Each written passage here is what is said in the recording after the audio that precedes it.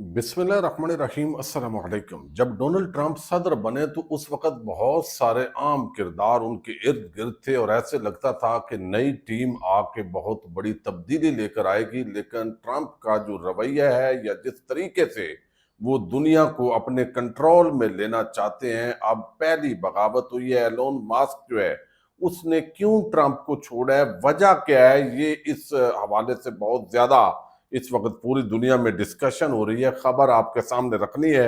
दूसरी तरफ भारत पाकिस्तान के अंदर वारदातें करने से बाज नहीं आ रहा। बहुत बड़ी वारदात ये नाकाम हुई है और अगर ये कामयाब होती तो दुनिया के अंदर एक बहुत बड़ी खबर के तौर पर इसको लिया जाता। चीन और पाकिस्तान का अगला वार क्या है, भारत इस वक्त जो मस्तियां कर रहा है वो उसको किस तरह महंगी पड़ सकती हैं। भारतीय तजियाकार ने ही बहुत बड़े हकायक से पर्दा उठाया है। वो तफसीलात भी मैंने आपके सामने रखनी है। इंतहाई आम वीडियो है। बहुत सारे दोस्त ये समझते हैं कि मैं इंटरनेशनल अफेयर्स पे चूंकि वीडियोस कर रहा हूँ तो पाकिस्तान के जो मामलात हैं वो आपको इल्म है कि आज भी मखसूस नशिस्तों के केस का सुप्रीम कोर्ट ऑफ पाकिस्तान के अंदर समाअत हो रही है और अल्टीमेटली पाकिस्तान के बच्चे बच्चे को पता है कि फैसला क्या होगा। जजेस के जो रिमार्क्स हैं वो बता रहे हैं कि उन्होंने क्या यानी फैसला देना है। तो अब उस पे क्या कह सकते हैं। दूसरी तरफ जो है इमरान खान एक मकबूल सियासी रहनुमा है, उनको छोड़ना नहीं है। और बाकी पीटीआई के अंदर आप देखें कि आलिया हमजा और किस तरीके से वो खातून जब काम कर रही थी तो ऊपर एक कमेटी बना दी गई है। तो पीटीआई के जो अंदर खाते लड़ाई है वो खुद इमरान खान की रिहाई के अंदर एक बड़ी रुकावट बनती जा रही है। ज़िमनी इंतखाबात समड़याल में हो रहे हैं, रिजल्ट्स का पहले ही अंदाजा होता है।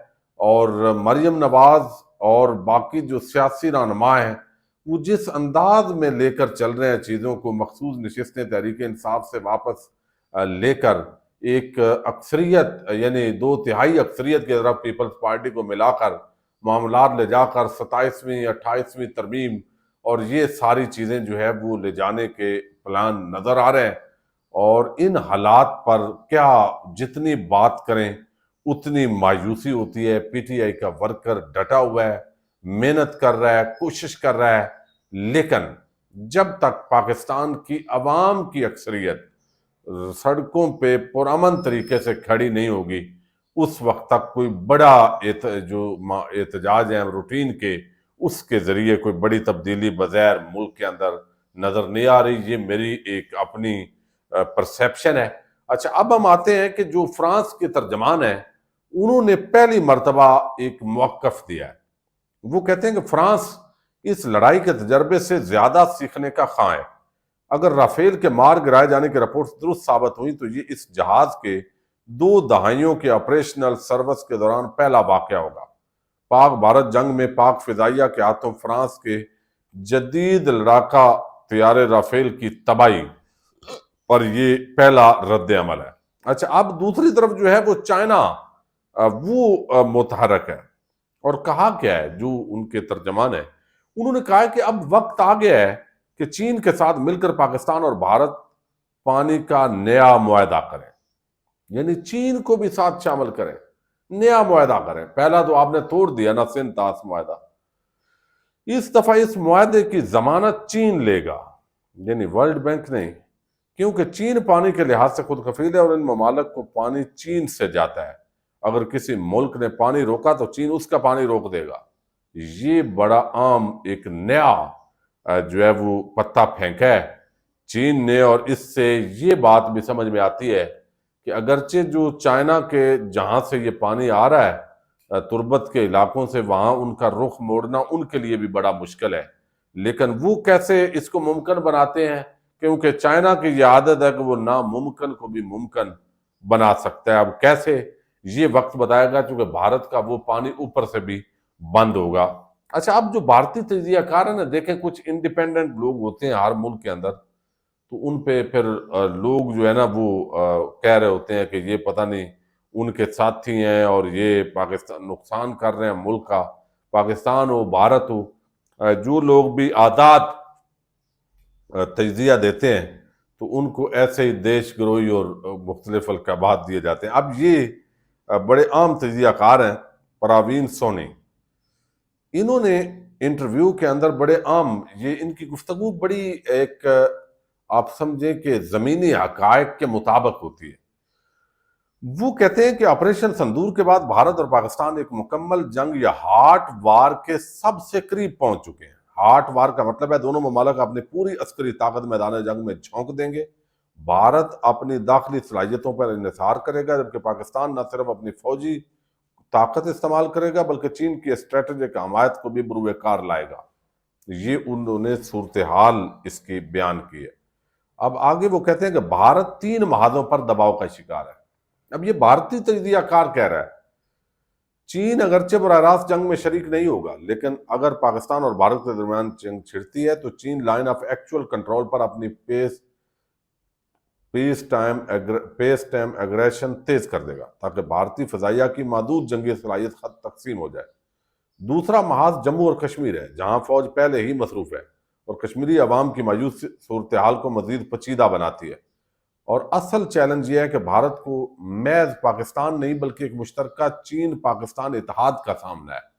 یہ بات وہ بتا رہے ہیں کہ صرف جو ہے نا الیکشن کے لیے بیانیے سے کام نہیں ہوتا، بلکہ وہ کہتے ہیں یعنی چین اور پاکستان مل کر چاہے چین براہ راست شریک نہ بھی ہو تو پھر بھی یہ چین اور پاکستان کے ایک اتحاد کی لڑائی ہے، بھارت نے اس سے لڑنا ہے. پاکستان ایئر فورس کو رواں سال وہ کہتے ہیں اگست میں چین سے J-35A جیسے جدید 5ویں نسل کے جنگی طیارے ملنے جا رہے ہیں. یہ عام پیش رفت ہے کیونکہ یہ پہلا موقع ہوگا جب بھارت اور پاکستان کے درمیان پہلی بار 5th جنریشن کا جنگی طیارہ متعارف ہوگا. یہ طیارہ نہ صرف فضائی برتری کے لیے موزوں ہے بلکہ نیٹ ورک آپریشن، سائبر اور الیکٹرانک وارفیئر میں بھی مکمل صلاحیت رکھتا ہے. تو یہ ایک تو 5th جنریشن جو طیارے ہیں ان کا آمنا سامنا ہوگا. پھر وہ کہتے ہیں اب اگر جنگ ہوتی ہے یعنی اگر اسی طریقے سے چونکہ اپنی عزت کے لیے ساری فورسز اور ساری طاقت دونوں ملک اب جھونک دیں گے، اگر اب یہ ٹکراؤ ہوتا ہے تو پھر اس کا نتیجہ وہ کہتا ہے پاکستان کو چین سے طویل فاصلے یعنی HQ-9 زمین سے فضا میں مار کرنے والے میزائل ملنے جا رہے ہیں. HQ-19 امریکی تھارڈ نظام کے مساوی سمجھا جاتا ہے جو 2000 کلومیٹر تک مار کرنے والے بیلسٹک میزائلز اور ایئر ہومز کو روکنے کی صلاحیت رکھتا ہے. یہ دونوں صلاحیتیں J-35A اور HQ-19 پاک بھارت میدان جنگ میں فیصلہ کن اثر ڈال سکتی ہے. پھر بڑی عام باتیں جو لوگ کر رہے ہوتے ہیں سیانی وہ ضرور رکھنی چاہیے.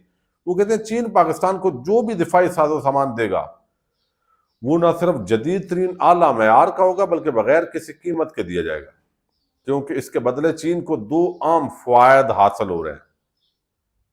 یعنی اول وہ خود جنگ میں شامل ہوئے بغیر اپنے اسلحے کو مغربی دفاعی نظاموں کے مقابل ایک مؤثر دفاعی توازن کے طور پر منوا رہا ہے. بھئی جنگ بھی نہیں کرنی پڑ رہی اور اس کی دھاک بیٹھ رہی ہے دنیا میں کہ اس سے پنگا نہیں لینا. اور دوسرا وہ خود جنگ میں شامل ہوئے بغیر اپنے اسلحے کو مغربی دفاعی نظاموں کے مقابل ایک مؤثر دفاعی یعنی توازن کے طور پر منوا رہا ہے.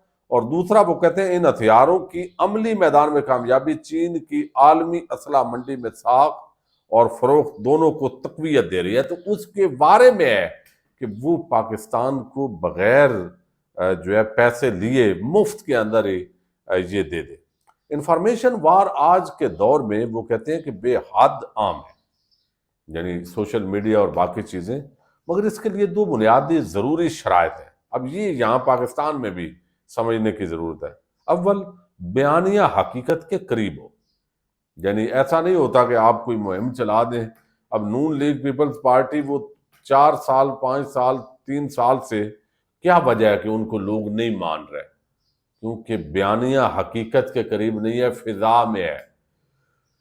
اچھا وہ کہتے ہیں دوسری بات اس میں یہ ہے کہ محض نعرے نہیں اصل معلومات بھی ہوں. حالیہ جنگ میں پاکستان نے مؤثر ترین معلومات حکمت عملی اپنائی اور مؤثر طریقے سے کام کیا، جبکہ بھارت اس میدان میں مکمل طور پر ناکام ہوا. چونکہ پاکستان کی یعنی معلومات وہ کہتے ہیں کہ حقیقت کے قریب تھی اور ان کی حقیقت کے قریب نہیں تھی. 5th جنریشن لڑاکا طیارے کے حوالے سے بھارت میں AMCA کی بہت بات ہو رہی ہے. اسے ایک بڑی پیش رفت کے طور پر پیش کیا جا رہا ہے. موجودہ حالات میں اسے ایک حقیقت پسندانہ آپشن کہنا مشکل ہے. اگر بھارت کو واقعی 5th جنریشن کا طیارہ درکار ہے تو AMCA وہ خلا پر کرنے کے قابل نہیں ہے۔ تو یہ اس وقت پوری صورتحال انہوں نے رکھی ہے جی، جو بھارتی تجزیہ کار ہیں۔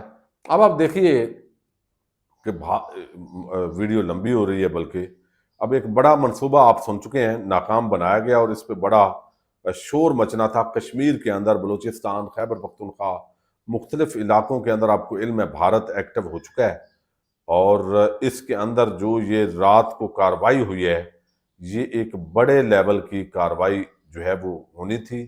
راولہ کوٹ میں دہشت گردی کے خلاف جو آپریشن ہوا ہے، آپ کو علم ہے خودکش نے اپنے آپ کو اڑایا، اور پھر 2 شہید ہوئے پاکستان فورسز کے جوان بھی، اور اس پر جو ہے وہ اب یہ ساری چیزیں جو ہے وہ آ گئی ہیں، اور اس کے اندر بتایا جا رہا ہے جی کہ یہ بہت بڑے لیول کا منصوبہ تھا، لیکن وہ جو دہشت گرد ہیں وہ اپنے انجام کو پہنچے، اور یہ ایک بڑا منصوبہ ناکام ہوا ہے۔ یہ تو ہو گیا، یعنی میں اسی حد تک جو 4 وہ مارے گئے ہیں، اور 2 ہمارے جو پولیس کی فورس کے جوان ہیں وہ بھی شہید ہوئے ہیں مظفر آباد کے اندر، اور پھر یہ راولہ کوٹ کے اندر یہ جو واقعات ہیں اب بڑھتے جا رہے ہیں۔